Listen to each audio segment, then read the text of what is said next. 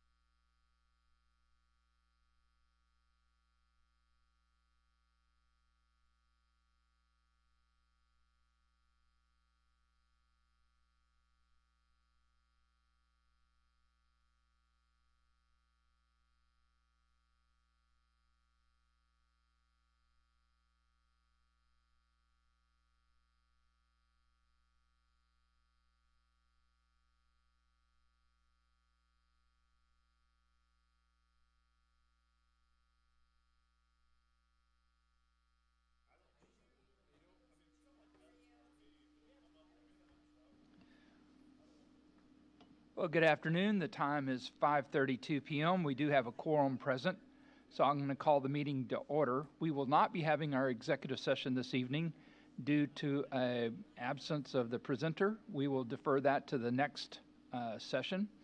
We will be meeting tonight in work session in the first floor conference room.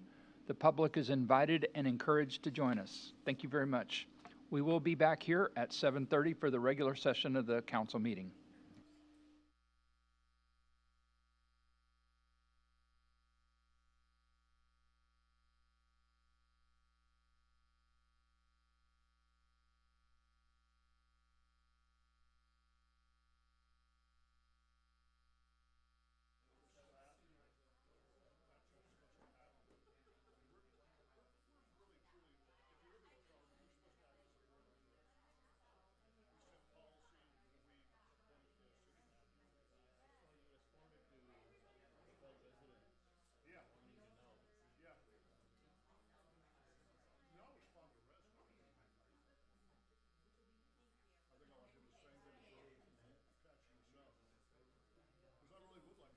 It doesn't sound to me like, one company bought it, I thought, when they sold it to this company, it doesn't sound to me like they're any better than the first company.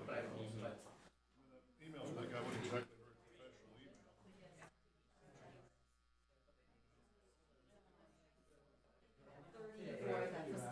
That could become an exhibit. Yeah, it's not even as intelligent as written, so I don't know. I wasn't very impressed with the guy.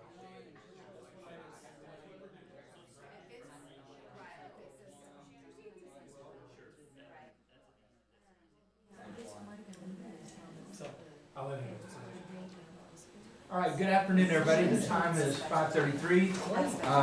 We are in work session for the City Council. We have deferred our executive session until the next meeting due to Mindy's absence tonight, so please keep her in your thoughts. Just as a note, citizens' comments will not be heard during work session, but will be heard during the regular session under our citizens' appearance. We only have two items on the agenda this evening. The first one is a discussion, the first one is discussion regarding the agenda. Any comments or questions? And Mark, if you have anything to say, please speak up, because I keep forgetting to look at the screen. So, thanks for joining us. Anybody have any comments or questions on the agenda? I do. Jim? I was waiting for my computer to come up. We can't hear Mark. He was muted. No, he's unmuted now. Can you hear me now? There. We got you. Okay.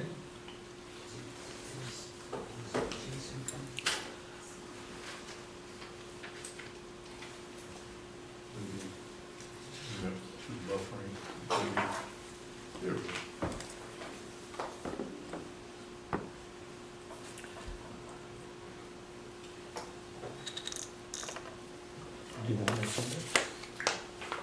No, I just have some questions, but thank you. Gotta agree to all the items, including handing over for my banking account numbers.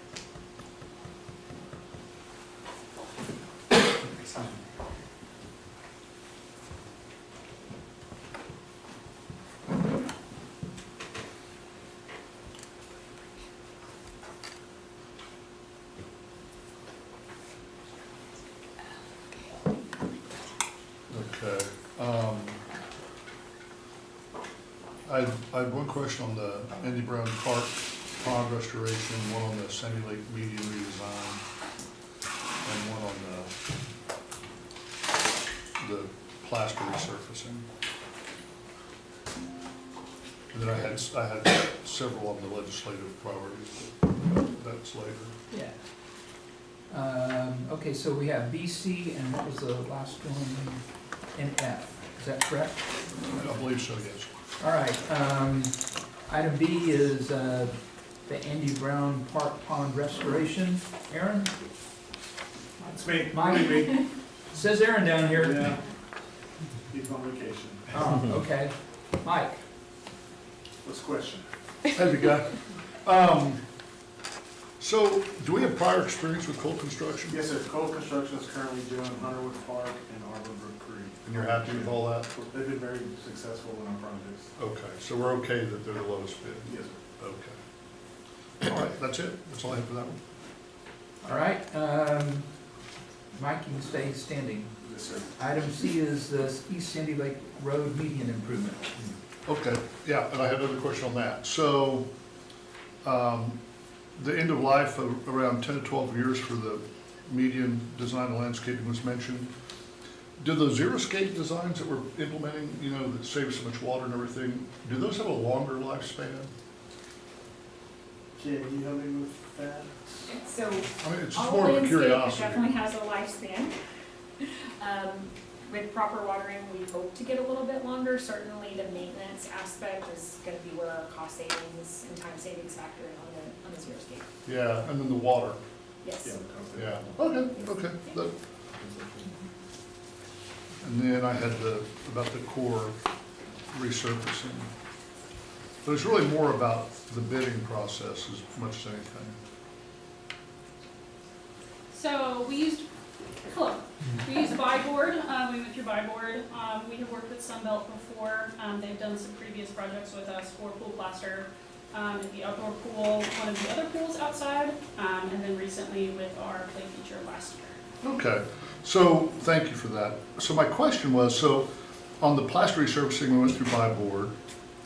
And for the restrooms and all like that out at Andy Brown Central and Wagonway, we went through tips.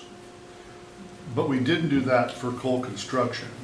So what, I was just curious, what determines whether any of these vendors or service providers are a member of TIPS or certified by TIPS or by board or not certified at all? So typically, when there is a design project, it's a public works civil type project, those are required to be bid out. When there's facility type projects, those are the ones that can be, there's alternative ways of procuring those type of projects, being cooperative purchasing being one of them.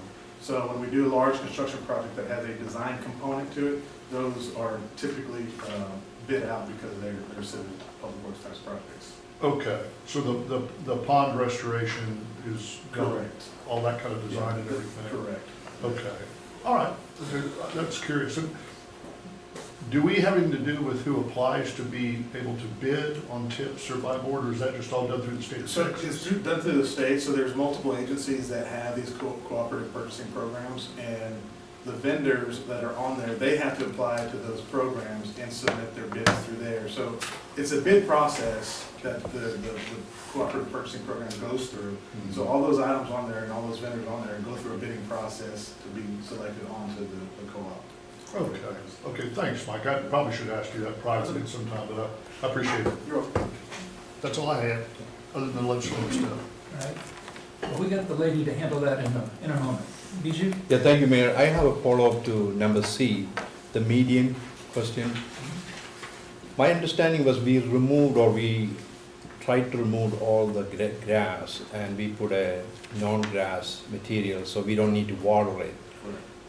Do we have still medians with the grass? So there is a different type of grass, and correct me if I'm wrong, to the landscape team that, but there is a different type of grass that we are using in the medians that don't require watering, similar to the previous grasses that we used in the older style of medians.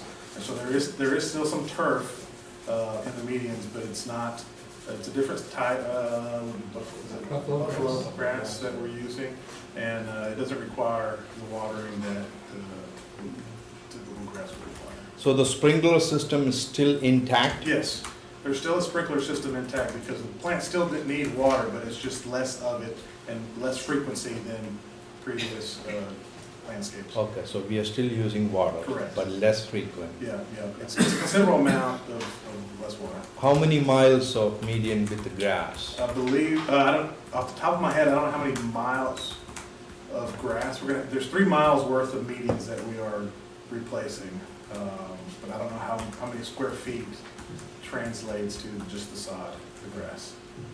I can find that for you. Okay, thank you, Mike. Anything else? I'm good. I like hearing buffalo grass. Buffalo grass is a native Texas turf, and it was what filled most of the prairies, and it's a very drought-resistant grass. Doesn't require water? It requires some, Okay. but Much less. it lived in Texas for hundreds and thousands of years without water. All right, we're going to move on to item B, which is a presentation discussion regarding the 2027 legislative priorities. And for this, all the way up from Austin, Texas, we have Ms. Jennifer Rodriguez. And Callie, did you need to give an intro to this, or? is Oh, I it- can. Come on, pretty good. Oh, sorry.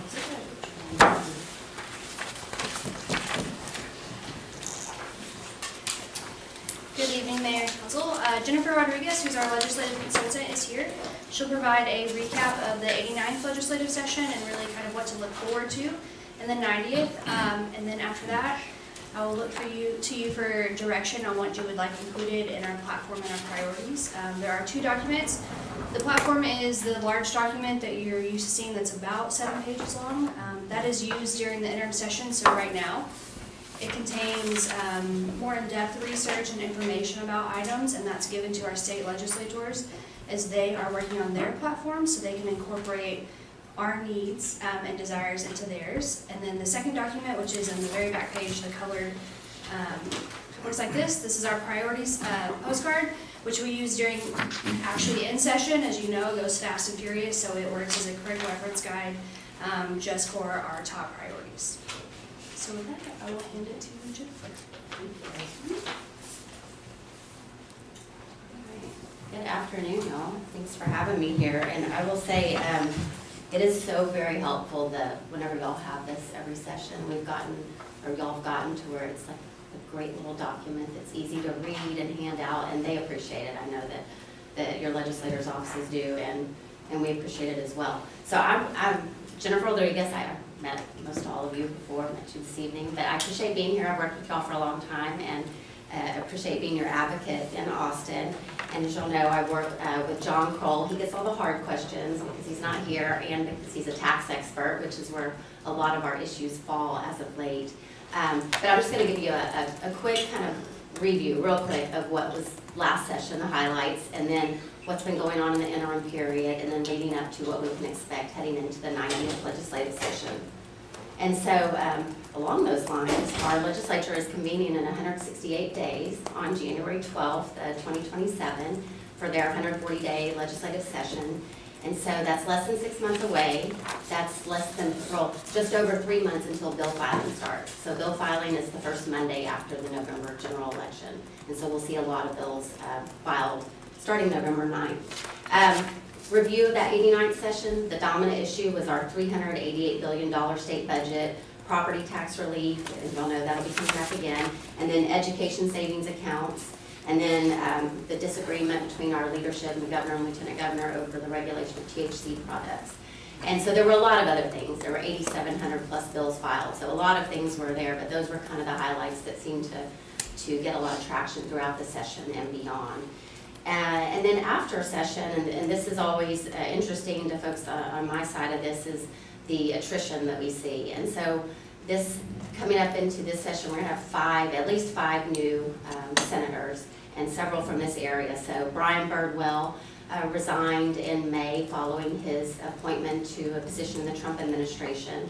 And State Representative and former Mansfield Mayor David Cook is going to be on the ballot against Democrat Amy Martinez-Salas in November. That heavily leans Republican. And then Brandon Creighton, he was Montgomery County legislator who resigned last fall to become the chancellor at Texas Tech University. And there was a special election just a few months ago, so his replacement, Brett Ligon, a former Montgomery County DA, has replaced him. So I like all the local government people potentially filling in spots. And then Kelly Hancock resigned last summer, and he has been replaced in a special election by Lockheed Martin machinist Taylor Remmett. And that was a surprise upset, if you will. It was a special election in January. There will be a rematch with Lee Wamsgans in November for that seat. But he is the senator right now. And then Mays Middleton is retiring from the Texas Senate. He's represents the area down toward Galveston, and he is running for Attorney General. He will be running against Senator Nathan Johnson, and the tricky part in that is Senator Johnson is not giving up his seat because he's not on the ballot. So he gets a free run at this. Mays Middleton, if he loses, he's done. Johnson returns to the Senate. And then the final one was Senator Robert Nichols, who has headed up the Transportation Committee for many, many years. He was a tech stock commissioner before he was a state legislator. And State Rep Trent Ashby is the front runner in November to replace him. So what we see here is more than half of our, they call them their House trained. You know, most of them are coming from the House, the potential replacements. Just by comparison, in last session we had 3 new senators. The session before that we had 5. So 5 kind of tracks with where they're going. The current composition then is 18 Republicans and 12 Democrats with the 1 Birdwell vacancy. So that may go 19-12 or it may go 20-11 depending on how things turn out in November, but it's probably going to stay one of those 2 numbers. In the House, we've got 88 Republicans and 62 Democrats, and as of now, we can expect at least 25 new House members, which again tracks. There's going to be more than that for November, but right now there are 25 for certain that will not be returning, whether they were volunteered or they were voluntold by voters in March.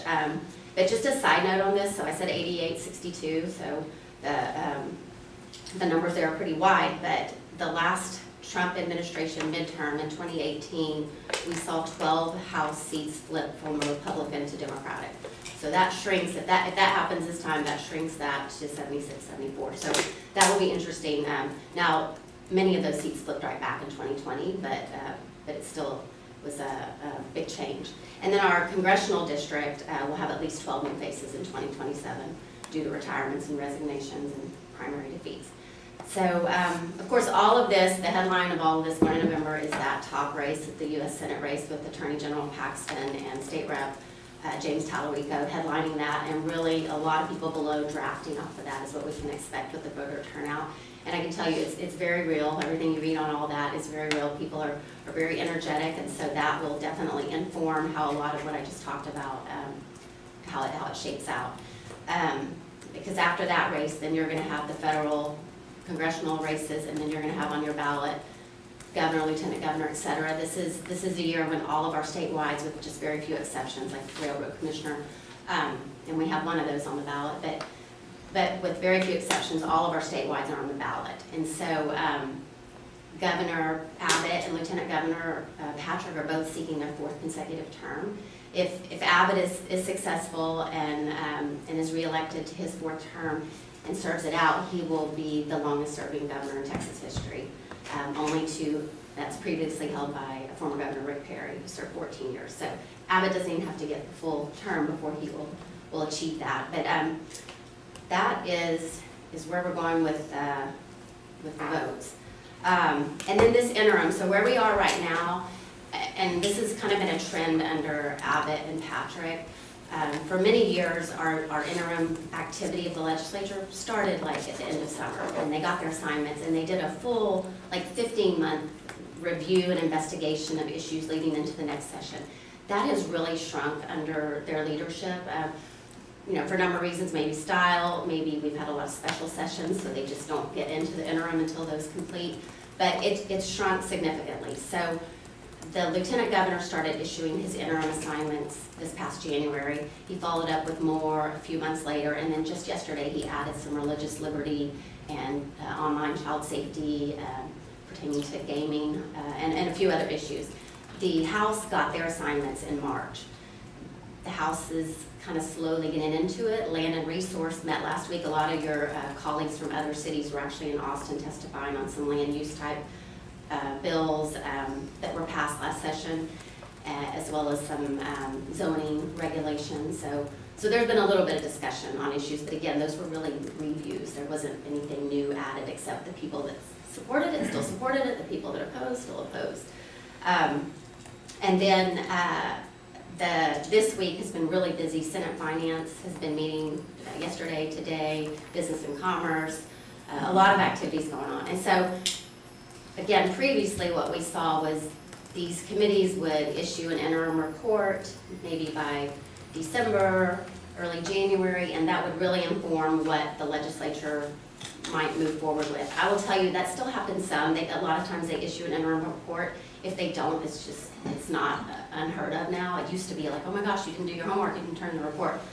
It's not that deep anymore. So also, it seems more than ever the agendas of both the House and Senate are very much shaped by leadership, and not so much of the interim committees taking place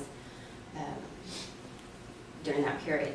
So the big issues that we're spending a lot of time on in the interim are data centers and fraud, waste, and abuse. Those are like, and property tax relief, because the governor and lieutenant governor both said that's going to be a priority, and they've issued or outlined their plans, a little more detail maybe from lieutenant governor than the governor, but they'll have to come together at some point. So we can expect more property tax relief. I'm not sure what that's going to look like yet. I will say it seems like the lieutenant governor's is easier to follow, a little more direct. But then data centers, they're coming at it from every angle, whether today or yesterday in Senate Finance, it was from the sales tax exemption that is creating a huge budgetary concern because the proliferation of these data centers really upticked since the pandemic. And then the other committees are looking at it from the perspective of water and electricity infrastructure usage. So, and then of course you've got, here other communities are having a lot of community input on folks coming out and asking for their local elected officials to take action, and they're telling them we can't. So there will be a lot of data center bills filed, but I think there will probably ultimately be one big data center bill. And then with fraud, waste, and abuse, that's coming a lot. That's kind of the new DOGE. They just kind of renamed DOGE, and they're looking at it mostly at this point from the perspective of Health and Human Services contracting, and because that's kind of the largest one, and then just other state procurement. So right now it seems to be focused on state level of fraud, waste, and abuse, and how to tackle it. And I will say here, we had last session in the House, they created basically a DOGE type committee that Chairman Capriglione ran, and he's not returning to the legislature, and he was also kind of the tech go-to, if you will, in the House for sure. And so we kind of have a huge void on a lot of those issues. It'll be interesting to see who emerges to be the voice, especially in the House on those type of issues. Make sure I didn't miss anything here.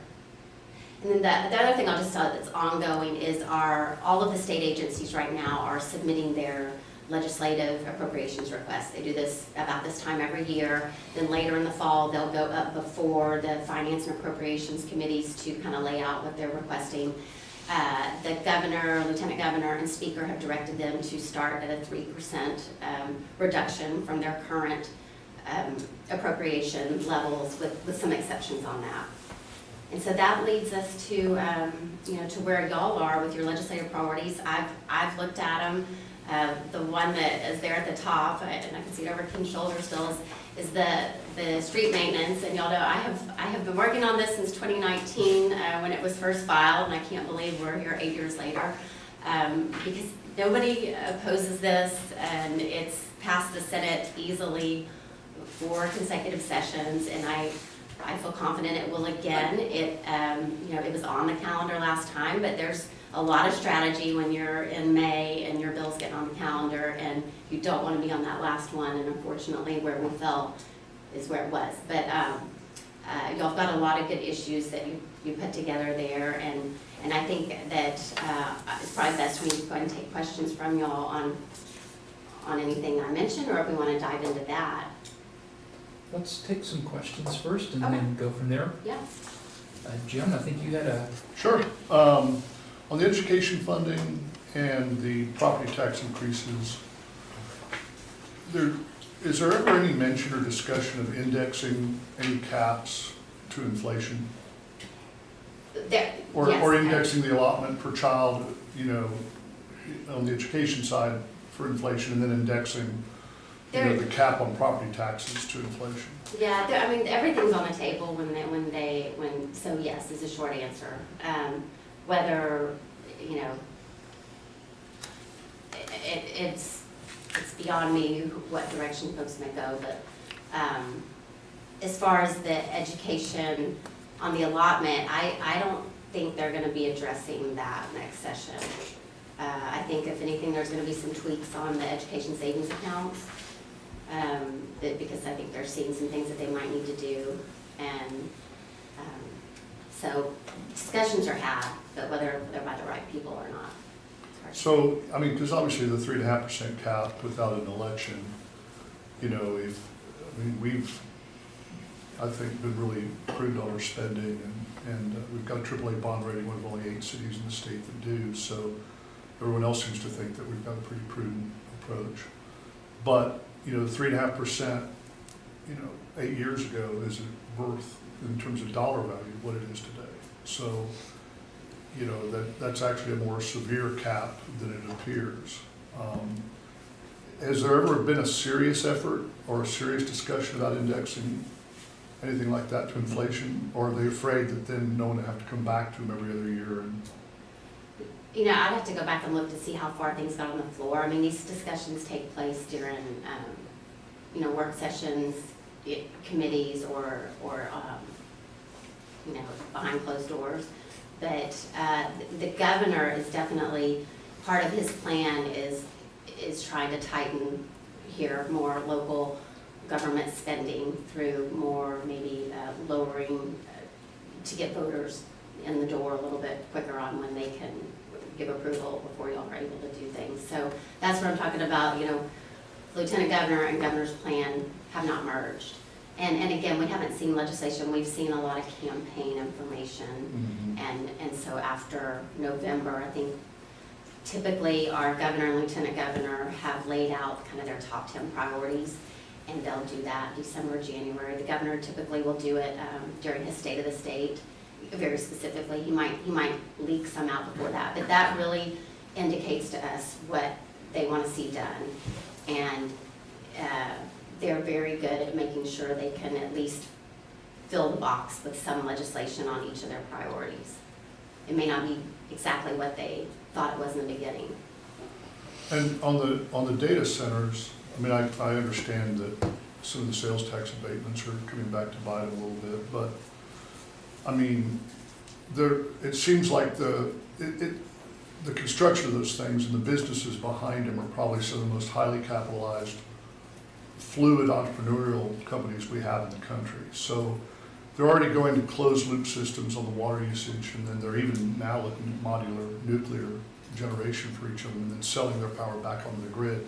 Is there any way that we could push for those kinds of requirements, or some kind of incentives for modular nuclear generation closed loop system so that it would truly address, I mean, in theory, the nuclear units would actually reduce power costs because they would be dropping so much of the power off of that onto the grid.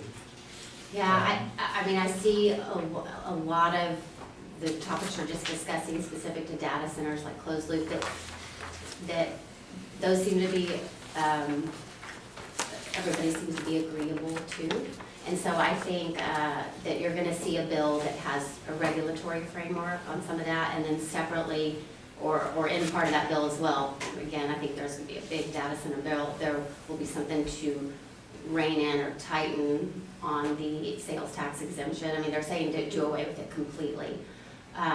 They have concerns about how or whether it's being audited post-implementation. And so I think that the items you're saying are definitely part of the discussion. Okay, well, thank you very much. Appreciate what you're doing. Yeah, for us and I'm down sorry, it's very broad feedback right now, but it's just hard when we don't have a No, I bill get it. to Yeah, work there's off nothing on of. paper yet. Yeah, but it'll be coming. Yeah, no, I understand. Thank you. Yeah. Bijou? Thank you, Mayor. Good to see you. You Thank too, you. thank you. Based on your lobbying effort to the state legislator, we put together a document every 2 years. What are the items made progress or we've been successful? Do you have a list? You mentioned one of them that it made to the calendar last year for the city street maintenance. Do you have any progress that made throughout this past 5 years or 8 years? Yeah, I can certainly go back and look for you. What a lot of what y'all have done, which is like most cities, is you're playing defense, right? So it's not making a list. It's bills that Coppell worked on with other cities across the state to make sure they didn't advance, or, maybe we helped get them tweaked. And so that's something we definitely do, whether it's working with TML or NTC or other groups. Even a lot of times you're together with even the counties. It's just a local government issue. So a lot of your efforts are defensive, and we certainly get a list of that. And then because you play so much defense, I mean, again, 8,700 plus bills filed last session. And my take on that is we're not gonna see that reduced now because of data centers, and we can all sit down and write a bill in a few minutes and then they turn it in. You're gonna continue to, with 140 days, there's gonna be a lot more defensive efforts. So things like protecting our sales tax sourcing here and trying to advance the street maintenance, those are kind of your proactive efforts. And then now, if we are gonna talk about a special district, that will be, I mean, those three that will take most of your advocacy time. And I think appropriately so, because most of the other issues, they're not just gonna be Coppell centric, right? If it's affecting y'all, it's affecting a lot of other cities. But I can pull together a list for you. Okay. I'll do Very that. good. Thank you. Yes, yes.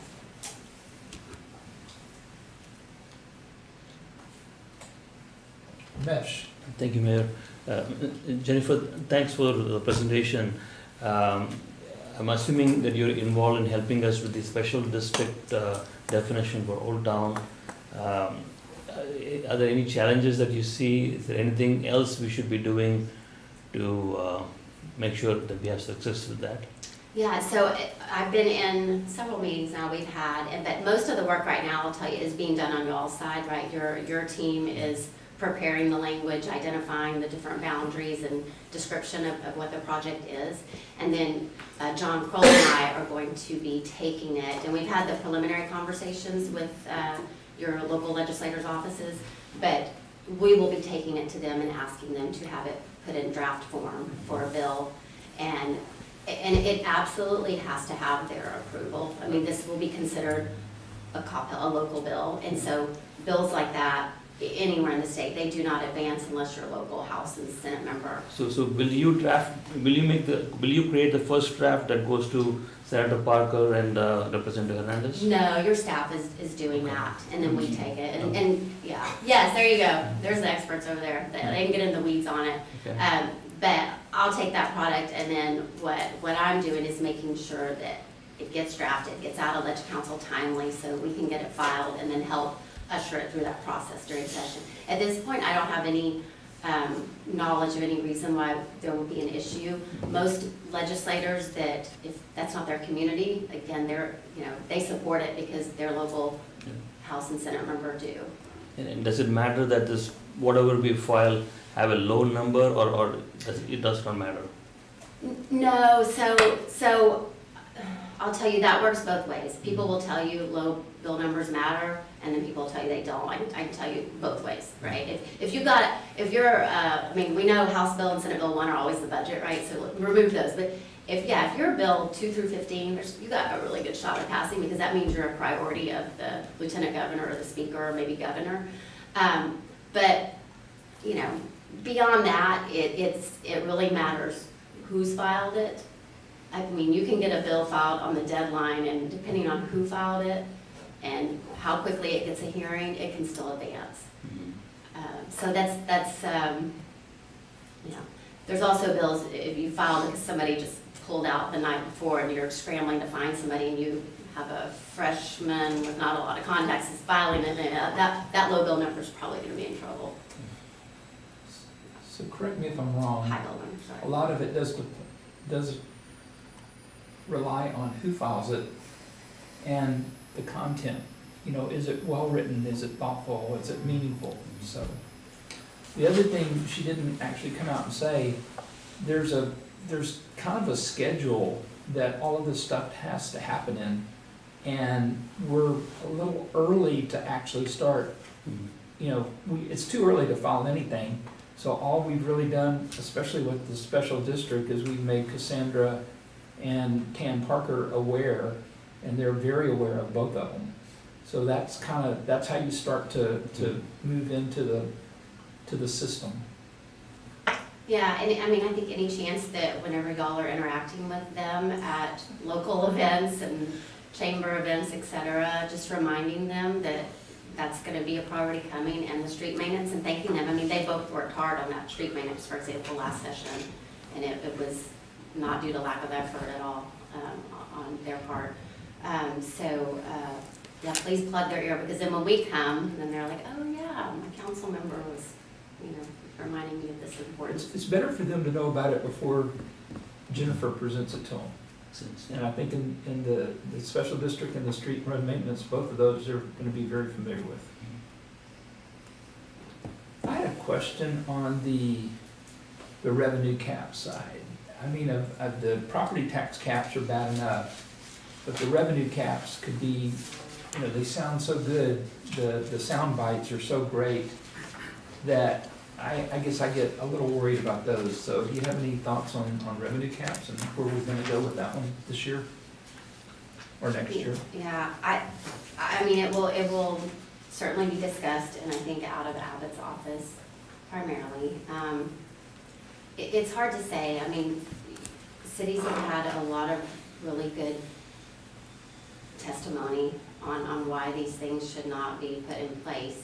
I know that y'all probably agree at the end of the day, sometimes that hasn't mattered, but I think you have to keep at that and keep giving the examples, especially in public safety, arenas, areas like that. But it's really hard to say right now, Mayor. But I think after November, we're going to get more specifics from all of the leadership on, it's going to be a bit of a safe space after elections to get more specific on the details. Thank you. Don? This is more of a general, sort of a regional question. So Tan is now transportation chair, is that correct? So that's actually good for North Texas. Yes. I mean, Nichols was great, but it's now actually a North Texas guy. Is Craddock, do we think Craddock is going to get reappointed? Or, I mean, he's chair currently on the House side for Right. transportation. And this is just me speculating, right? So I think that if all things remain the same today with Speaker Burrows returning, I think that there's a very good chance he will be chair of transportation. They Okay. share that West Texas mentality kind of Right. life. And so if he's not, I think he'll still be chair of something. I mean, he's the most senior member of the legislature. But I mean, he'll be the first to tell you, he doesn't use any technology. He is very old school in a lot of his approach, even in the way he runs his committee. But I think that, yeah, if all things being the same today, then I'd say yes. With all the turnover that the North Texas delegation has had, are we sort of at a disadvantage? Is this region at a disadvantage? I mean, I guess on transportation, for example, I guess it's Tan and Royce, so we Right. have two leaders from North Texas that are in charge of that committee, but I know in the past there's been a lot of turnover in North Texas, and therefore North Texas hasn't had great representation, or not experienced representation, I should say. Do you see that changing? Do you Yeah. see? I don't see that being a handicap right now. I mean, the Okay. change always happens. I mean, even like I just described, if we've had, after this session, we'll have turned over almost half the Senate, right, Yeah. over a 6-year period. And it happens even larger numbers in the House. So it's hard to say that that will have a detrimental effect. Again, it's one of those things that a lot of people like to just angle to their advantage, like, oh no, we're not gonna have, anybody, and so, change is just what we have to deal with, especially on our side. We just, it's like, I always equate the first day of session, or when they appoint committees, like, it's like the first day of school and you're getting your teacher's name and you get excited, like, okay, it's gonna be a challenge, here we go, and I don't think that'll be any different. But I'm very excited about Senator Parker, and he's very excited. He retained part of the committee staff from Senator Nichols, so there's a lot of institutional knowledge there, and then his staff is amazing. And the gentleman that is overseeing his transportation policy has moved over to the committee, and they're having a hearing next month in Austin on, they've got several things on the agenda, but well, the one that's standing out to me is autonomous vehicles, because you'll have so much of that up here in North Texas. But they've got multiple other issues they're taking up. Yeah. One other question, you mentioned a while ago, you listed 3 things that you thought from our priorities that were gonna sort of take most of our advocacy. What were those again? The street maintenance, Okay. right, that's kind of my ongoing Right, thing. And then this special district. okay, And then just protection of the sales tax sourcing. okay. I Yeah, just wanna and- make sure I had that, cause Yeah. you're right, we're gonna have to focus on what do we really think is important, so I just wanna make sure Yeah, I get your and- opinion. And I mean, y'all can see the common thread in all those is the tax code, right? Yeah. Perhaps there's ways, I mean, there are ways, whether they work out favorably is more difficult to predict at this time, but maybe to steer one or more of those bills away from certain committees, it might be more helpful and give it a fresh set of eyes from other folks to look at it. There's things that I'm responsible for to try and see if we can do that. Okay, thanks. Mesh? Thank you, Mayor. Jennifer, on local control, since we are a smaller city, is there an opportunity for us to partner with larger cities to fight to retain local control? Oh, absolutely. I mean, that's probably, TML's probably #1 thing every session, right? And they're always looking for new cities to come up so that it doesn't just appear that it's the Houston, Dallas, Austin, San Antonio thing. They want to show that even though you say you're going after these big guys, you're actually affecting us that do the things, things the right way. So I mean, I keep in contact with those folks a lot, but they're always asking if you can bring your folks up to testify. And so we can make sure that I work with staff to do a better effort of like, hey, here's a bill. Might be if you've got a council member or staff that wants to come out and testify. I mean, y'all know sometimes it takes your day away. You can't get back, but it's very helpful. It's probably valuable for you too, just to see that process. But they're always looking for partners. And then NTC as well, which I know y'all are really active in. They are the same. I mean, local controls, their #1 thing for their city and county constituencies.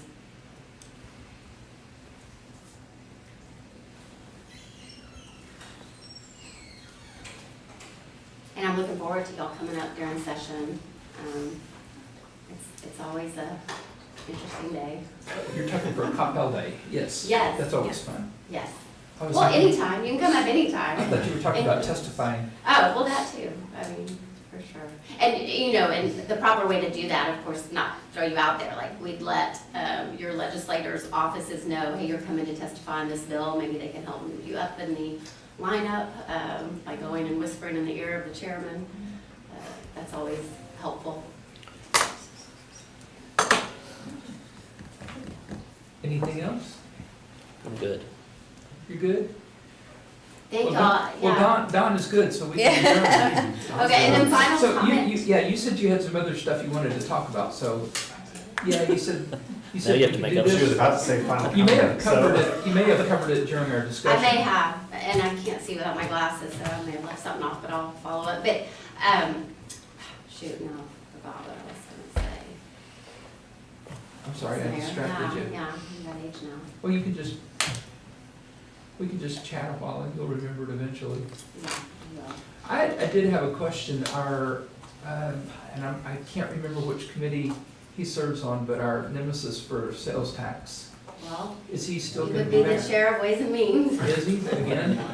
I mean, as we stand here today, yeah, absolutely. And again, he released the bill, but from my perspective as your primary advocate in Austin, it was too late. And they know that. That's Morgan Myers out of Highland Park. Question on that one.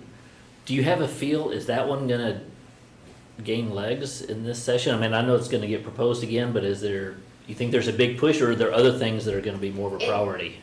It's an issue very unique to y'all. I mean, and that's the thing, whenever I go, anytime you have a bill in trouble, you start looking to find another vehicle for it.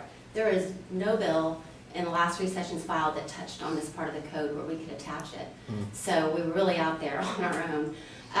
But so it doesn't have a problem as far as policy. There's nobody opposed to this. It has been, it's just been caught up in some of your other issues that go in that committee, and therefore moved behind it. Are you talking about the street bill or the tax? I was talking about the sales tax sourcing. Oh, The I'm sales sorry. tax I'm sourcing. sorry. I apologize. No, I wasn't clear on that.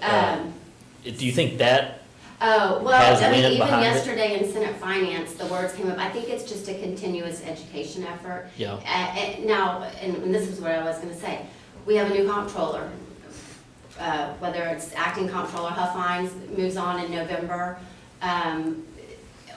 He's making a lot of changes, a lot of staff, even the folks testifying yesterday said, I've already submitted my resignation, the top deputy. So there's gonna be a lot of changes over there, and we don't know what staff's gonna be left that is really pressing that. We've always heard that that was, Staff bottom up, driven. yeah. Okay. And so, I think that there's homework to do on that, and I know John is already having those conversations, and we're all trying to get to know who may be staffing, acting comptroller Huff Hines, because that will likely carry over. There's a lot of people in Austin scrambling to help develop those relationships, but that's going to inform a lot of that discussion, and I will defer to John because he's Yeah. worked so much on that.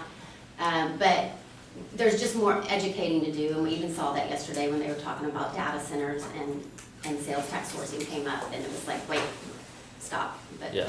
Well, that's what for once, this is one time I want them to get distracted everywhere else. 'Cause I know it comes up every year, but if you can find other priorities for them to worry about, then this one yeah, doesn't. and that therefore may inform if the chairman stays the same, whether has any interest in it anymore, Yeah. right? Yeah, okay, thanks. Kevin? Kind of piggybacking onto that, do you think with the staff turnover in the comptroller's office, does that put us in more of an advantage just because we are aware of this? And I guess following that kind of line of thought, if the staff turns over, there's nobody there really that's really pushing for that hard. So what does that dynamic look like for an advantage for us? Yeah, I think we're gonna look at it as an advantage, right? Because it's just an opportunity to educate more folks, go tell our story that may not be aware, right? People may be elevated, they may bring in people, and it's really all uncertain at this point. But I think that we're looking at it from the perspective of there's gonna be change, and so regardless, we need to go in early and let them know what this issue is and how it's affected you all specifically in the other cities, give them background on the lawsuit.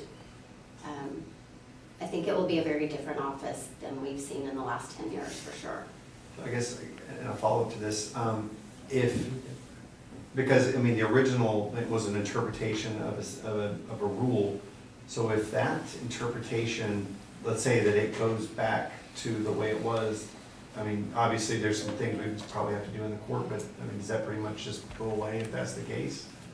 I'm gonna have to defer to your legal team on that. I'm not sure what the best course, like, if y'all, Yeah. Just mainly because the wheels are in It could motion. possibly moot the lawsuit, but I don't trust him. That's fair. The comptroller's office. Yeah. Just curious kind of how that works when a new, administration kind of comes into that office. I've never experienced that Well, before. the rule itself was adopted in accordance with the APA, so the rule's the rule. How they interpret the rule that's written may change slightly, but we're focused on the rule itself. Yes. So yeah, unless they propose a change, I would think that we keep moving on until we get a resolution. Absolutely. and just for any number of reasons, it's probably to our advantage to go in and introduce ourselves, Coppell, because we have some issues, as much as we can, because there is a lot going on this side, but I think it's always helpful. Let staff be, I'm assuming, obviously, we have to get to the election. That staff, do you have any time of when that would potentially be in place? I mean, would it be before the session starts on that? Yeah, especially if Huffines is the successor come November, then it'll be very clear, people have jobs that have been in a position right now. Gotcha. Yeah, they'll move forward. I mean, officially, they don't take office and pay, et cetera, until January, but, they're there now. All right, thank you very Yeah, much. you're welcome. Yeah, that one, the comptroller and the attorney general are the two biggest positions that we know will have new people. Now, obviously, we're gonna have a new ag commissioner as well, a new railroad commissioner, and a lot of new judges throughout the state, but those are the two really big ones, I think, that we overlap with in a lot of our circles. Anybody else? Don, are we good? Well, Don's good. Are we good, Don? I'm good. Yes, we're good. So, Thank y'all so listen, thank you very much for coming up, and you get to leave here before dark time, so. Yeah, appreciate that. All right, y'all have a good All right, evening. thank you very much. Thank you, appreciate your good work. Thanks, Jennifer.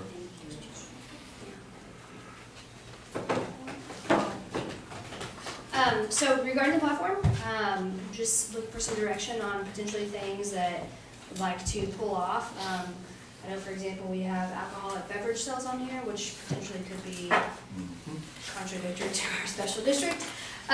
So just a suggestion there, as well as things that we would like to see added. So this back page, the suggestion additions, talks about e-bikes are on here, as well as public meeting decorum, municipal budget timeline, data center development, and some other things. So if there's anything that you would like to see added and or removed from this current platform, that will be helpful, and then we'll go back and edit it and bring it back to the next council meeting for formal adoption. Kevin? Honestly, you mentioned the one that had, kind of was a big question mark in my head. It just, I don't know, in my mind, it maybe just needs to be tweaked a little bit, like to say like maybe community-wide, if we're gonna focus our efforts on a special district, that, just maybe putting some clarifying language that we're not advocating for community-wide. Now, I don't know what that looks like is that even necessary on a legislative agenda and, as far as this goes, but I'm kind of thinking out loud, just. In my mind, I raise my hand to say that the alcohol beverage sales, as described here, is important, and to me, it was not contradictory to the special district.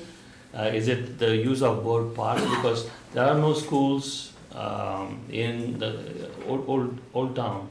So why do you think there's a contradiction there? Potentially just putting easing restrictions, opposing easing restrictions, so we can re-wordsmith that just a little bit, knowing that the purpose of our special district is to,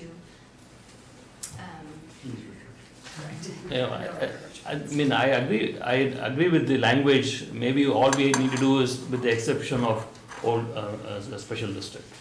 So, Let her okay. work it out. But I agree that there is, when I reread it, we do oppose easing restrictions near schools, parks, and churches. Yeah. So the only area that we have is really Grapevine Springs Park, so that would be close by. So that might be what we might need to think that Yeah. somehow or another. Yeah. Let's let Callie kind of work on that one. Don? Is this one just a holdover from past legislative sessions? Is this really even being discussed in Austin right now? That might be a question for you, Jennifer. I mean, they really haven't touched I mean, does this that really in a even while. come up as a hot issue or button or I wouldn't say anything? hot topic. I mean, in the past, there's definitely been, I mean, that's why it's here. There's been legislation. I'm just curious if it really isn't a priority of anybody in Austin. Does it matter if it's on our list? Well, what it does is it allows our senator and our representative to know where we stand without them having to call us and ask. Okay. So, I mean, I guess, I look at it as if we agree with it, it doesn't hurt to have it on the list. Okay. So what we can do is keep it on our larger platform, but then when we come down to the priorities, correct, it might not be a priority, so maybe we keep it off of this one, but at Definitely. least we have the stance in our Okay. application. I mean, you know, like oil and gas wells, we haven't had that one come up in a while. That was, what, 12 years ago when it last really surfaced? But the points are still very valid, so it's, Well, yeah, and I guess I was saying, we don't have every stance that the city takes on every issue out there. So, I mean, like the ones that are not as relevant, if they're not really on Dan or the governor's priority list, does it matter? That's all, and this is, it's counting heads on the, angels on the head of a pin right now, so it doesn't matter. Safety or straight? Huh? I said safety or straight pin? You said you were counting angels Straight on the pin, head of a pin. straight pin. Okay.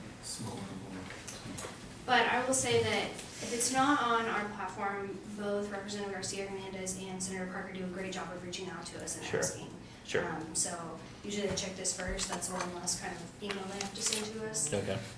But they do a great job of sending it out for our. and when they reach out, then it's a scramble to get our, our quote official opinion on a Okay. topic.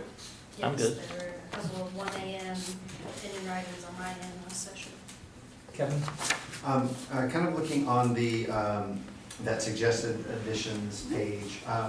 Obviously, we've talked a lot about e-bikes and things like that. Do we have any allies, ally communities? Obviously, I know we went to TML, we did that, but what is that picture looking like to be able to regulate them separately from traditional bicycles?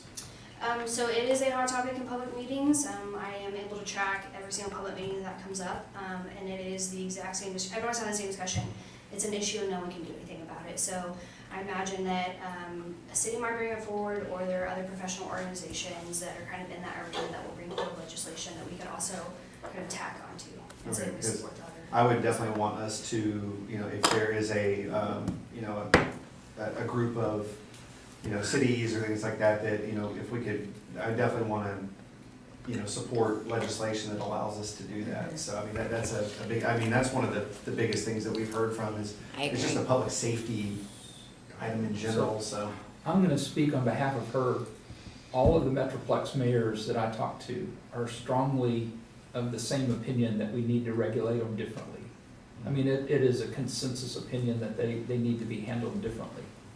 But, I mean, I guess, so what I'm asking is that do we know if someone is taking the lead on that? I know that there's Yeah, chatter that's cute, and yeah. stuff. Yeah, not at this time. I went back and looked today to even see, I mean, the closest thing we had last session was Sarah Eckhart, Senator in Austin, filed related legislation, but it wasn't really on the regulation from the municipal standpoint. It was more like tracking the companies that put these out there. So it probably needs to be a different member, but I think that it's reaching Austin as well. Like, I think there will be something filed. The problem you have is they've spent so much time, preempting you on things similar to this, just different areas. So it would be strange for them to then allow you to regulate something when they're, but if enough of the right people from the communities are reaching out to them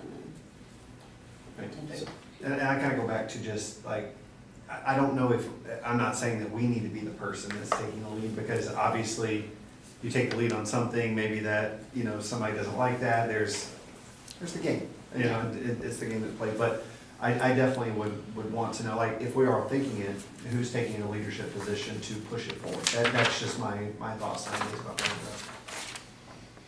Okay, got Brianna first and then Bijou. Yeah, and that was probably the big one on my list as well. I guess, again, Jennifer, to your point, I mean, there isn't anyone currently taking the lead, so the question is there an opportunity for us to do anything? And it doesn't even have to be legislation, it could be change of definitions. I don't know how that necessarily works, maybe there is legislation, but I feel very strongly about this issue. I don't want us to sit back and say there's nothing we can do, because I know there is something we can do. And then I think the other thing is going to be, if we're not going to get traction in Austin, what do we start doing from a city standpoint? So I think we just need to be proactive, because I think what's happening is you've got, what I'm understanding from our chief of police is, you've got situations where people are buying an e-bike that maybe fits one definition, but then kids are altering it to make it fit into a different definition, more of a motorcycle, for example, because they're able to buy a faster Yeah, it's like buying a engine bump. online, yes. A bump for a Yes, gun. and kids are talking about it. So all that to say is, why can't we be a leader in this space? Well, and all it takes is 4 of you to say, yes, we're gonna take this on. That's gonna add to her workload, and it's gonna add to their workload. And to Kevin's point, it could come back to bite you in another area, but we certainly can, if 4 of you guys wanna do it, we can certainly take that on. I want to do it, and I guess my question is, I'm willing to take that risk. I don't know exactly how it'll bite us. I'm sure maybe it will, but it's called politics, right? So I think safety is a huge priority for our community and other communities, and I guess let's be a leader, not a follower. Jim, I'm sorry. And Bijou. Bijou is next. So we did take an effort in last TML meeting, you had an effort to bring the e-bike, but that effort failed, TML didn't want to take it up. No, it didn't pass the vote because one person from Plano stood up and said stuff that wasn't true. Yeah, but they didn't take it up as an issue to proceed. That's because the members of TML that were there voted not to proceed. Correct. That's correct. Yeah, so that's what I'm saying. So we did take an effort. Anyway, that's what I was trying to say. My question to you is, you said the mayors the mayors that you spoke to have a favorable position to oppose this. What actions are they doing or taking? That's, to Brianna's point, they're not. Okay. Everybody's in a wait and see mode. There's nothing, nobody's doing anything is the point. Everybody wants something to happen, but nobody's doing anything. And I'd hate for us to have to wait for a fatality to be a situation for us to then say, oh yeah, let's take a lead. Now, I've discussed it with Cassandra, and I'm sure you have. I couldn't tell if she was willing to sponsor something. And Tan was lukewarm. I mean, he understood it. I think he would support it. I don't think he would sponsor it. Can I ask Jennifer a quick question? Oh, sorry, you had to other side. No, go ahead, it's all right. No, because I think, and so I guess my question would be, I don't know where the guidance comes from, maybe it comes from you or Jennifer, but there could be a bill, right? So from a legislation standpoint, or maybe there's something, other effort that we're missing, and so I don't know what the opportunities look like, if it's changing definitions, if it does require a bill. I've been looking at doing some stuff for y'all, and I'm in the process and have been for about 6 weeks. Right. Trying to define e-bikes by class, by modification. When you get into e-bikes, now you got go-karts, and pocket bikes. And so I have this really long list of things that should not be on the sidewalk. I don't think a road bike, like I ride, should be on the sidewalk. That's not what they're built for. And the speeds are too And going 15 miles an hour on a sidewalk is dangerous. I will not ride on a trail. I would rather take my chances with the motor vehicle than ride a bicycle like I ride on a trail. It's dangerous. So we're looking at, if long as I treat the e-bike like the road bike, I'm willing to take some chances that maybe we can fit the eye hole or the keyhole, and that will be successful to regulate us. At a city level? Are you saying, yeah? Yes. Versus city at the level. state? Okay, At the that's kind of what state- I'm trying to figure At out. the state, I think the definition changes. I don't think you'd allow an electric motor vehicle on, unless it's a mobile device for someone with a disability. And just to follow up on that, I am actually in Senate Transportation staff meeting next week, and I will just bring up to ask if they're having conversations to see if there may be something out there. And then any legislation related, certainly that will, you know, be reported up, and we can track it and follow it and get involved. Thank you. So if there's nothing going on formally in terms of a bill being introduced, should we take that on, to Brianna's point, should we take that on? Kevin? So take it on meaning what? We propose a bill, or we do something locally? No, we proposed the bill. So I was gonna Find a say, sponsor for it. I would love, kind of to generate, like, make some, you know, like, ask some questions, see if there's anything What the kind of, opportunity looks like. you know, percolating out there, if there is. I would say that if we have got still water, you know, there's nothing going on, I think that would be an opportunity for us to take. But if there's something that we can support, or, that's what I would like to see, because if there's something brewing, I feel like it'd be a little bit easier to get support. I'm not saying I don't want to No, take the lead. agreed. Because Yeah. I agree with you, this is a big safety issue, and I just, in this area that I live right here, been so many close calls, so I feel very passionate about this as well. Somebody's gonna get killed.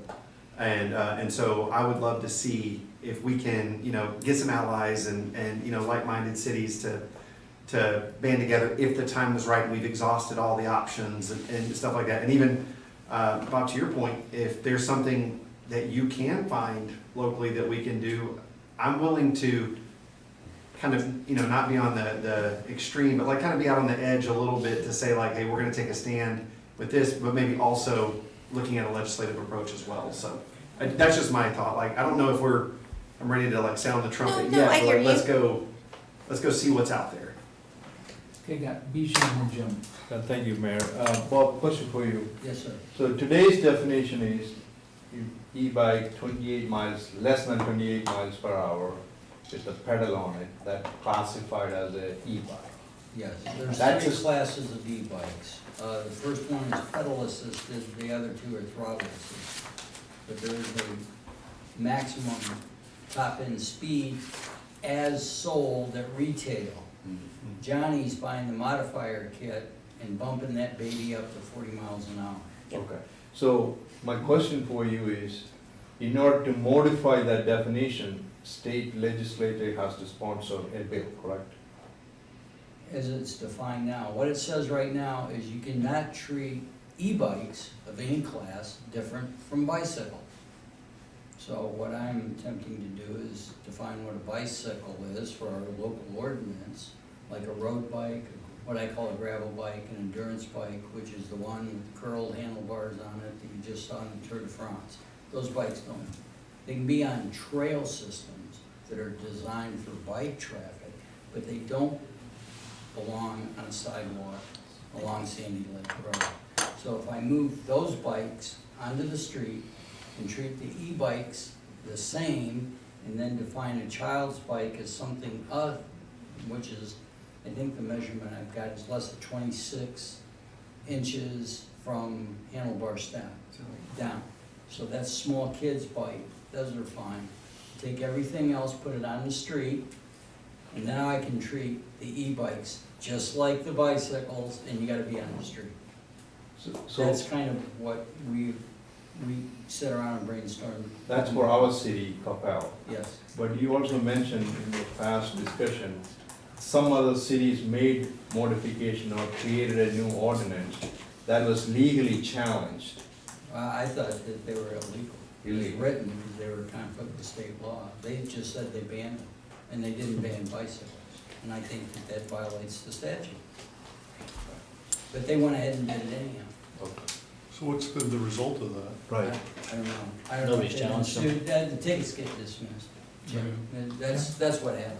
So I saw something on social media, so immediately suspect, but it looked to be from our police department. And it said, well, this is an e-bike that's illegal on our streets, right? It looked more like a motorcycle. And then they also said the pocket bikes, little ones were illegal. So Chief Barton's just devising that in cooperation with you, or? Yes, we're all working on this together. Okay, 'cause so we've already that- taken that position. We're working through all that to try to define it, because now there's hoverboards, which have a motor in them, a unit wheel thing that's motorized, that goes way too fast on the sidewalk. And so, The if scooter. we're gonna do this, we've gotta take up all that.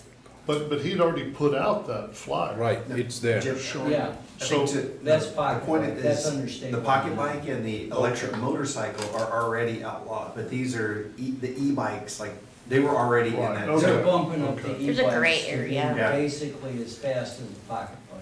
Yes. And I think other cities are, it's consistent.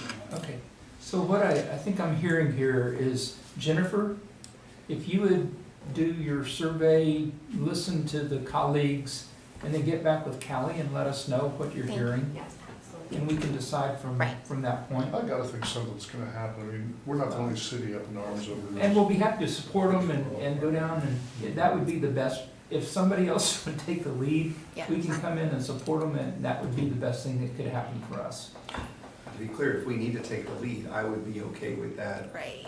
if no one else is taking it. But I agree with Jim, I think somebody will. Of course, that's like somebody else is It gonna do seems to it. be universally, all through North Texas, universally Well, concerned. It's across the state, so it's happening consistently in public meetings, so we can track, so the platform we use, the AI platform, we can track all public meetings, all council meetings, board meetings, commission meetings across the entire state, and it's come up.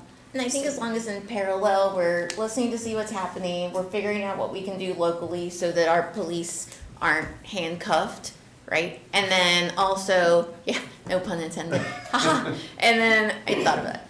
And then what is due at the state, because the fatalities I read up on are in other states. And I don't know what has happened in the US. I mean, in the US, in Texas. Yeah. So, anyway.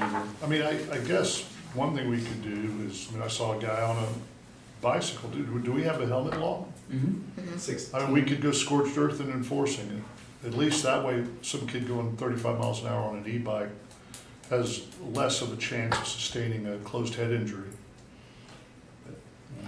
It's the people who are You know, walking. bicycle helmet. Yeah, that's You're actually. going Yeah. that fast.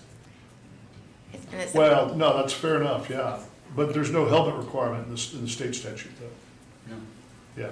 we have one for those We have under, one more. we're debating whether our statute says 15 or 16 for anyone under The that 16. age. It's 16. It's 16 and under, so it's We need to set, fix our webpage then. yeah. Well, that's not my responsibility. Dawn has something. It's under 16. So at the very least, this item needs to be added to the priorities, right? Okay. Right. Yes. If Nice nothing, if nothing summary. else. Good summary. Thank you, so Yeah. we're good now. Wow. At Wrap it up, least put a bow on it it. got on the big list. Don must be an engineer in training because he's, I know, he's like helping. We may be in a rabbit hole, so it's trying to pull us up. No pun intended. Anything else? If there's no further direction, we'll take it, and update the platform. All right. Thank you. I was just gonna ask, the suggested additions, are we saying that we're good with all of those suggestions? I didn't hear anybody say take them out. Perfect. Just a quick. Don? I'm okay not having the first one, Okay, I'll go. but, I mean, that's my opinion. Sales tax toward sourcing? No, No. public meeting decorum. Oh, yeah. The others, I think I'm Oh, okay. The municipal budget timeline was included in the TML form, so. Okay. Mhm.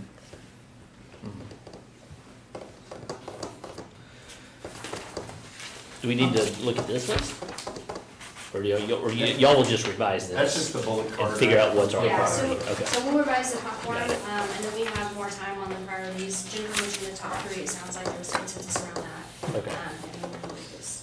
Okay. So, I'm good on- with everything on here. On number one, we were, through careful wording, Bob was able to create and you guys passed the referendum or the vote. They gave us the ability to do this, but at the state level, there isn't anything to assist a city in doing that. And especially the smaller cities have absolutely nothing to go on. Okay, that's fine. I was opposed, I didn't vote for it the first time, so I'm being consistent. Not pushing for it again. All right, anything else? Well, thank you very much. Yes, thank you. Thank you. All right, the time is 6:45 PM. We are going to recess from, hang on. We're going to reset, we're at the end of work session. We're going to move into the council chambers at 7:30. I have 3 questions for the group. These are extremely serious. Mark, are you up for the Grapevine, Grape Fest, Grape Stomp again? Yeah, absolutely. All right, What is it? it's in September the ninth, I think it's 19th. second or third weekend of Friday the 19th. I did find out from our competitors that the key to winning is having very, very big feet. Oh, wow, so he's saying you have big feet, Mark. No, he and I were there, and I'm a size 7.5, so I'm not a good candidate. So I'm Ivan's foot's 13. what's that? Said Ivan has a 13. Get Ivan Jim, out where are there. you? Where are you, Jim? Yeah. You know, there's only so much information I can. All right, We'll so, do that in executive session. I'll ask Bob, what size is it? I would encourage you guys to, they make it is a fun event. And it is a lot of fun, and I really need to back out from doing it. My feet aren't big enough to do it. There was a group that won, we understand they had duck-type feet that they put on their feet to help them stomp better. That's cheating. Yes, it was. Cartoon feet, you need But it won't cartoon be feet. the rules for the grape stomp are like pages long. If you have to cheat at the grape stomp, you're a pathetic human being. Thank you That for, is sad. Mayor Wine. That's just sad. Okay, question number Mayor 2. Wine turned to vinegar. all right. It is September the 19th. September 19th. 19. All right, second item. Don's I looking was- at it. He's thinking, Don's thinking. I'm good. Yeah. Don't worry, you're gonna hear more about this by email. I was going back through some old meetings, and I noticed that Mayor Hunt used to routinely report on her Metroplex mayor's meetings. Yes. We got away from it, but I haven't been, and I would be happy to report on it if you want to listen to it. Yes. I think Yes. that would be Okay. interesting. So we will add that to the rotating agenda. I'll be happy to do that. I don't know how it got dropped. The other one is, today we got an invitation to attend North Texas Commission's fly-in, and I saw that 3, Brianna and I think Bijou have accepted to go. I'm very interested in going. I just need to check my schedule. That's fine. The reason I'm asking is I was assuming that we might have a quorum meeting problem, which is fine. We can cancel our meeting that night, but we need to know kind of early. So Is that the first week in November? it's November the 17th, Oh, It's around, in TML, right around there the too. week That's what I was before. wondering too. TML is the week before. Where's TML this year? It's in San Antonio. So TML what- is the 10th, 11th, or the What are the dates of TML? 11th, 12th, and 13th. Most likely I might be going to I'd like to go to BC. the flying because I haven't. I'll be joining you all in So BC. we need to look at the real possibility that we won't have a quorum for that meeting. I plan to attend as well. So our meetings would be the 10th and the November? But that wouldn't be a meeting night. That The wouldn't be a 17th? meeting. Oh, I'm sorry. Yeah, I was Yeah. gonna say that. The one before and the one after. Yeah. It's the TML week that's a meeting. Okay, I'm Yep. sorry, we don't have a quorum problem. Never mind. I counted wrong. I'm glad That's why I to was stay looking at here the to help on calendar. the quorum issue. Thank you. And the 24th will be canceled anyway, right? Yep. Yes, I will bite the bullet for the quorum. I know, I kept looking at my calendar going, am I missing something? All right, sorry about that, I counted weeks wrong. TML is the previous week. Yes. Does that conflict with our city council meeting? No, TML starts Wednesday morning. All right, we are, see y'all at 7:30. Okay.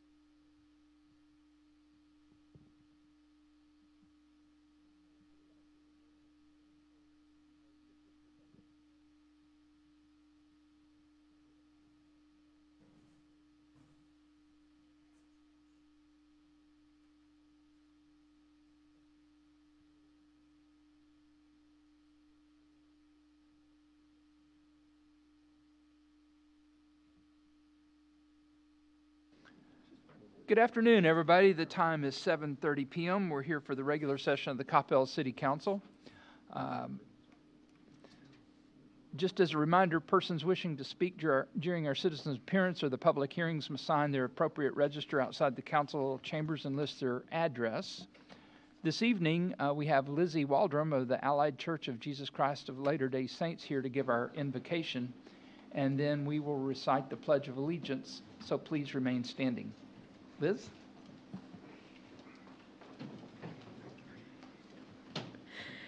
Our dear Heavenly Father, thank thee so much for this beautiful day, and thank thee for this time that we have to come together and to counsel together about how to help this city, the city of Coppell. And Father, we pray that thy Spirit will be with us to help us to know what it is that thou would have us do and say to bless the lives of those who live here. And Father, please bless the council, that they will have wisdom and that they have clarity to know what to do. Father, we are so very grateful for thee, and we're grateful for those who have served for us, for this country. And we love thee, and we love our Savior, and we say these things in the name of Jesus Christ. Amen. Please join me in the Pledge of Allegiance. I pledge allegiance to the flag of the United States of America and to the republic for which it stands, one nation, under God, indivisible, with liberty and justice for all. Thank you. Please be seated. Just as a reminder, we do have Councilmember Mark Hill on Zoom, and if I forget to look up and see his hand raised, somebody please remind me. Mark, welcome. Thank you. Item number 6 on our agenda tonight is a proclamation, so I'd like to ask Corey Allen to come down and meet me at the front.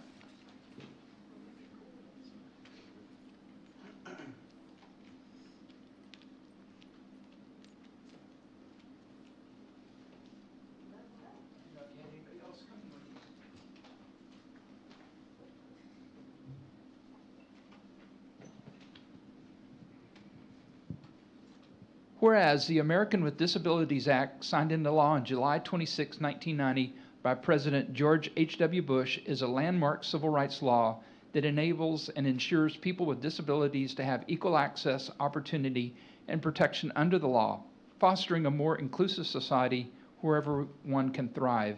And whereas in Coppell, Texas, we recognize that our challenges do not define us, and the ADA empowers people with disabilities to fully participate in public life. And whereas over the past 3.5 decades, the ADA has expanded accessibility and inclusion through improvements in transportation, education, employment, and public accommodations, promoting greater independence and stronger communities. And whereas this anniversary is an opportunity to reflect on the experiences of people with disabilities and recognize the importance of advancing equality and inclusion to help ensure every person has the opportunity to thrive. And now, therefore, I, Wes Mays, Mayor of the City of Coppell, do hereby commemorate the 36th anniversary of the American with Disabilities Act and declare the month of July 2026 as the American with Disabilities Act Month in the City of Coppell, and acknowledge the contributions of individuals with disabilities and the benefits of promoting accessibility for everyone. In witness thereof, I've set my hand and caused the seal of the City of Coppell to be affixed this 28th day of July, 2026. I'm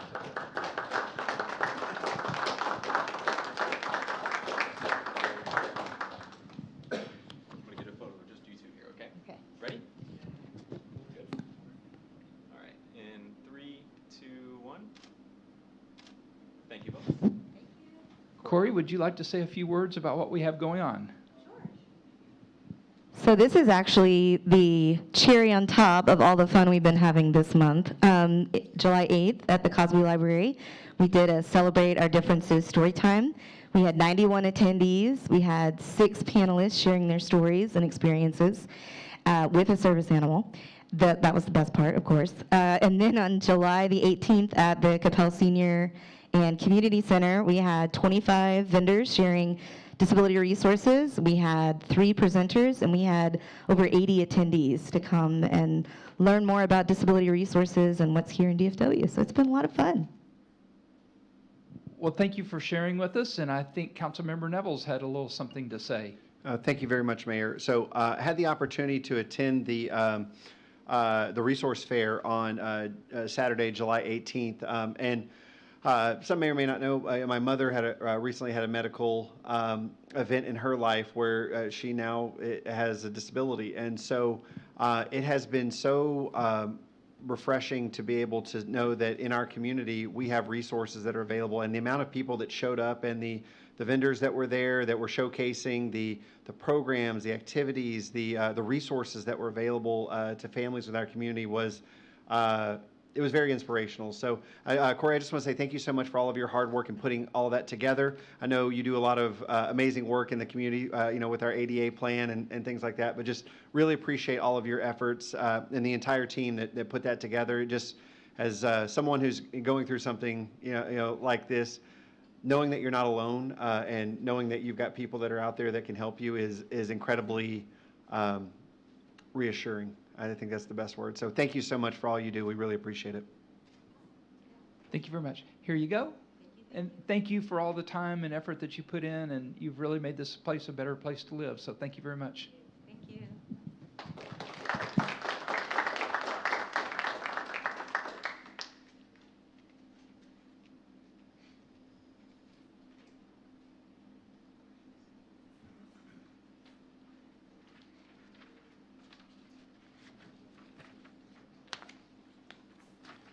Item number 7 on the agenda is our citizens' appearance.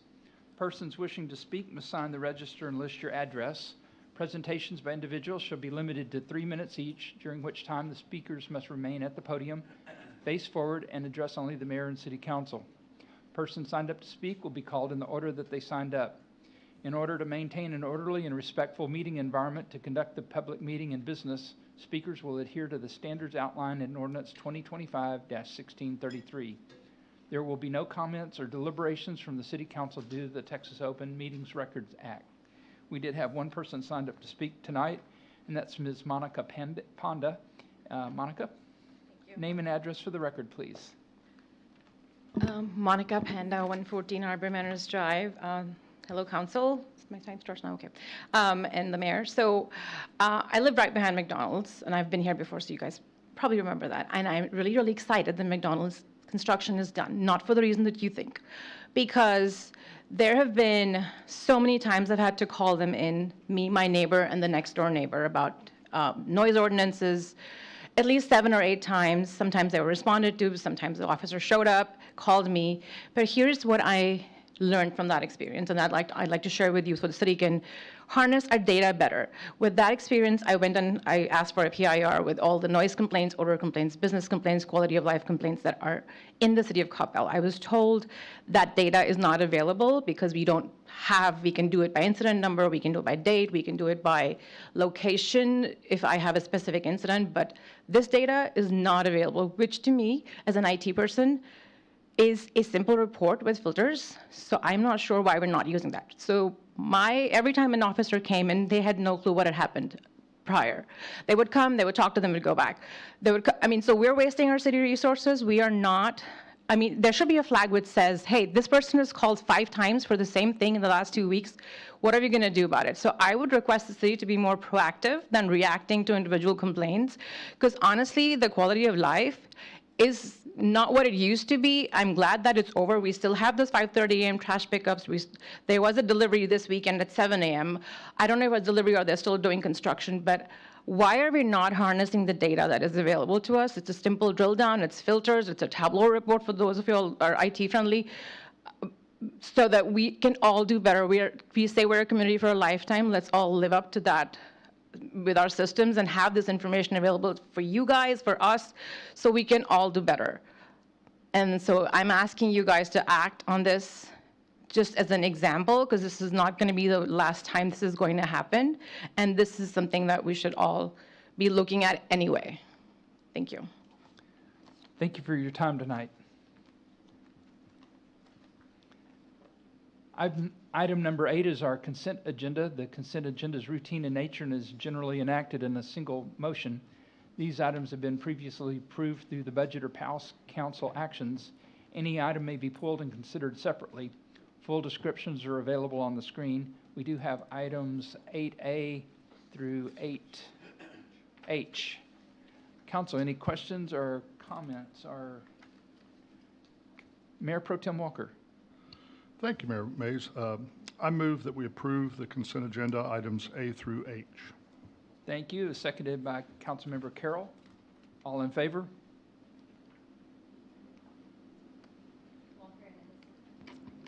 Walker and Ahosa Smith, Carol Nevels, Prem Kumar, Matthew Hill.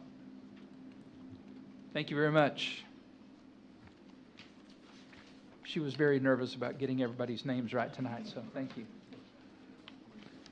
Item number 9 is consideration of approval of a resolution of the City Council of the City of Coppell approving the resolution of the Coppell Recreation Development Corporation authorizing the issuance and sale of Coppell Recreation and Development Corporation sales tax revenue refunding bonds and enacting other provisions related to the subject. Ms. Tien. Thank you, Mayor, and thank you, Council. This item requests Council's approval of a resolution approving a resolution that was approved by the CRDC Board on July 20th. The resolution approved by the CRDC Board authorized the refunding of the CRDC Sales Tax Revenue Refunding and Improvement Bonds, Series 2014, using the parameter bond sale method. As shared with the CRDC Board, the Coppell Recreation Development Corporation is the issuer of the bonds, and the Board must first authorize the refunding of the bonds. And once the Board authorizes that refunding, City Council must adopt a separate resolution specifically approving CRDC Board's resolution. Council's approval is the oversight of the Board that the governing body must do, and that is established by the Section 501 of the Texas Local Government Code. And so at the CRDC Board meeting on July 20th, we also shared with the Board that, like the ordinance that Coppell Council passed on June 9th to refund the city's Series 2013 bonds, the purpose of the refunding is to reduce the debt service cost by issuing new bonds at a lower interest rate. And so the resolution passed by the CRDC Board and before you this evening uses that same parameter sale method that Council approved on June 9th for the refunding. The parameter sale method allows the bonds to be priced when the market conditions are favorable, but only within the limits approved in that resolution. And so based on the recommendation of the city's financial advisor, the CRDC Board approved the following parameters: a maximum principal amount of $21.5 million, a final maturity no later than August 1st of 2038, a true interest cost not to exceed 3.5%, net present value savings of at least 3%, and that this must be done within 180 days of the Board's approval.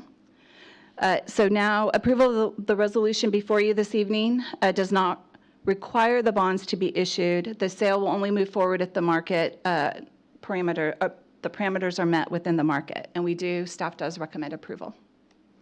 I'm happy to answer any questions. Council, have any questions for Ms. Tien? Councilmember Prem Kumar. Thank you, Mayor. Thank you, Ms. Kim. So after, let's say, all the parameters are met and the transaction happens, how will the City Council be notified that this has gone through? So we will come back and let you know. Thank you. Mm-hmm. You're welcome.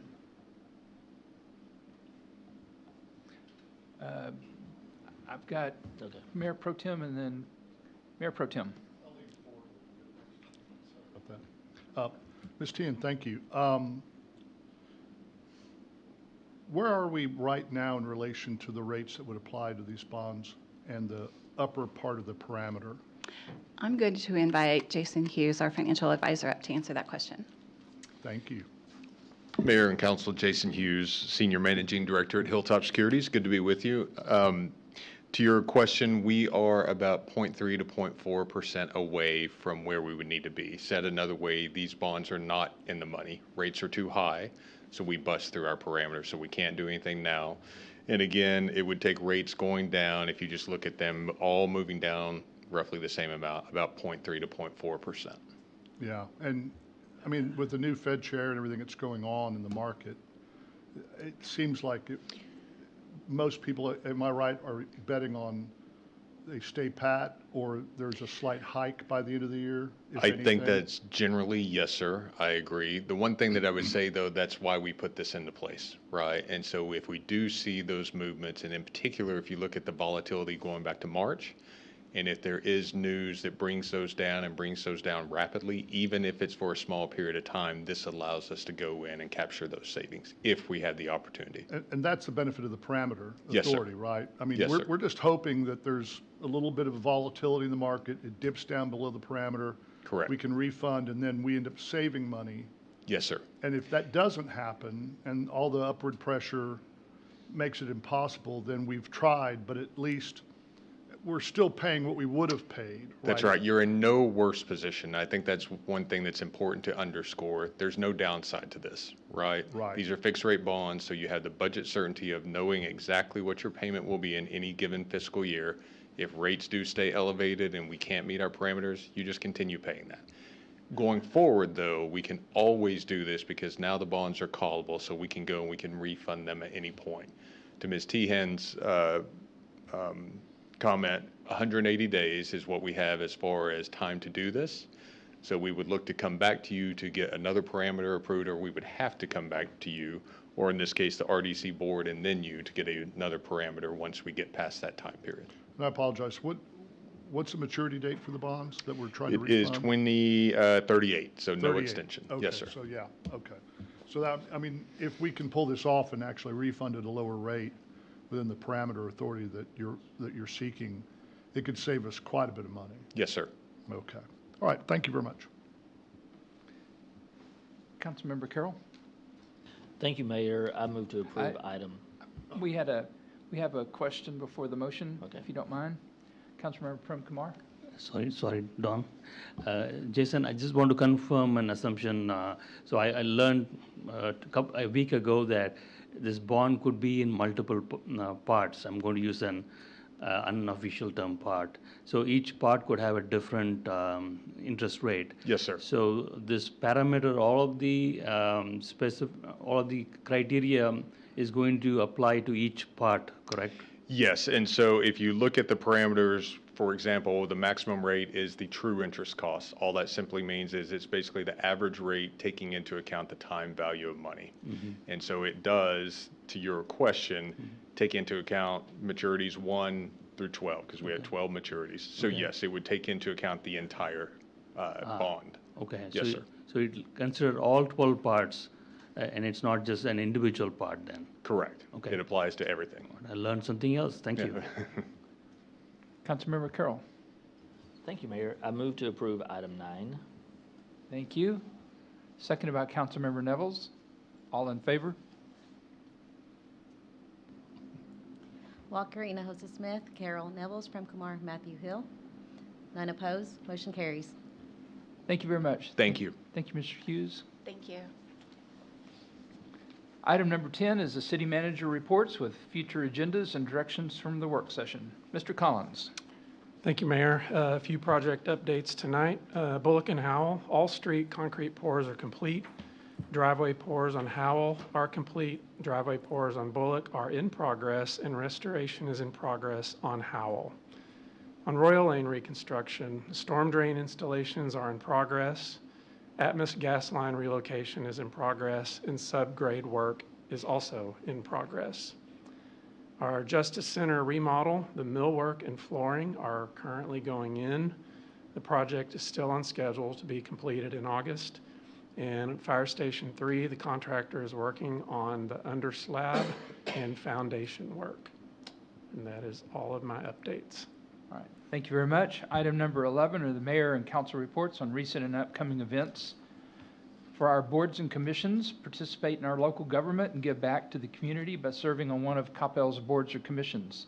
The city is seeking passionate individuals to be part of the boards and commissions process that will help guide the development, future needs, regulations, and all the more for Coppell. Applications will be open on August 3rd. More information is going to be coming on the city website and social media. The final budget workshop, we will perform a final review of the proposed budget beginning 6 p.m. Tuesday, August 4th. Item number 12 is the council committee reports concerning items of community involvement with no council action or deliberation permitted. Items A and B are both by Councilmember Nevels on the Coppell ISD and Coppell seniors. Thank you, Mayor. Got an update from Coppell ISD. The school district is excited to welcome students, families, and staff back for another great school year. The first day of school is coming soon on August 12th, 2026, and we encourage our entire community to help make it a positive and memorable start to every student. The district's Cowboy United enrollment campaign continues to show strong results. Through community outreach, campus tours, family engagement, and the combined efforts of staff, parents, and students and community partners, Coppell ISD is seeing increased interest and enrollment. And also the Cowboys United campaign was recognized with an award at the school board meeting last night. The progress demonstrates what's possible when our community works together to share the stories of our schools and reminds families why Coppell ISD is an excellent choice. The school district appreciates the City of Coppell's continued partnership in helping us welcome families and strengthen our community. Families can find important back-to-school information on the Coppell ISD Parent Hub. The hub includes school supply information, registration details, transportation updates, calendars, meal information, campus resources, and upcoming back-to-school activities at coppellisd.com/parenthub. Coppell ISD is also excited to welcome the newest employees to the district. These educators and staff members bring new talents, experiences, and energy to the schools, and they look forward to introducing them to the Coppell community at the upcoming new employee events. Our new hire event is on July 30th, which is this Thursday. Our returning employees will also come together for welcome back activities and convocation as the district celebrates their dedication, reconnect as one team, and prepare for the year ahead. The welcome back convocation is August 6th with the theme of Together We Unite.